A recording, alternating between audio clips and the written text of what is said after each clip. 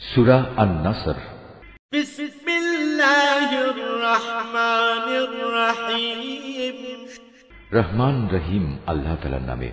ইযা জাআ নাসরুল্লাহি ওয়াল ফাত, যখন আল্লাহ তাআলার পক্ষ থেকে সাহায্য ও বিজয় আসবে।